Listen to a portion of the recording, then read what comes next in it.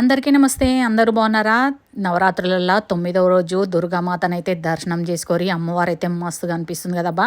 ఇంకా నేనైతే ఈరోజు అమ్మవారికి బియ్యం పోయడానికి అయితే వచ్చేసిన. ఎవ్రీ ఇయర్ సరస్వతమ్మకే బియ్యం పోస్తా, కాకపోతే ఈసారి దుర్గామాతకు బియ్యం పోయాలని అమ్మవారైతే పిలిపించేసింది ఈరోజు, అందుకనే వచ్చేసిన. ఏం జరిగినా మన మంచికే అనుకోవాలి, అందుకనే ఈరోజు ఒడి బియ్యము దుర్గమ్మవారికి అయితే పోయడానికి వచ్చేసిన. నిమ్మకాయలు, పండ్లు, బియ్యము అన్ని తీసుకొని నేను ఒడి బియ్యం ఎట్లా కలుపుతా అనేది ఈ వీడియోలో ఛానల్ నేమ్ కింద లాంగ్ వీడియో లింక్ ఇచ్చేస్తా, చూసి మీరు కూడా ఫాలో అయిపోయారబ్బా. ఆ దుర్గామాత కరుణా కటాక్షాలు అందరి మీద ఉండాలని కోరుకుంటున్నా. మీరు కూడా అమ్మవారికి ఒక దండం పెట్టేసుకోరబ్బా. ఇట్లయింది అట్లయింది అని అనుకుంటాం గానీ ఆ జగన్మాత కారణం లేకుండా ఏది కానియదన్నట్టు అమ్మవారి ఒక్క దర్శనం తోటి మన పాపాలు పటాపంచలైపోతాయి అంటే ఇదేనేమో.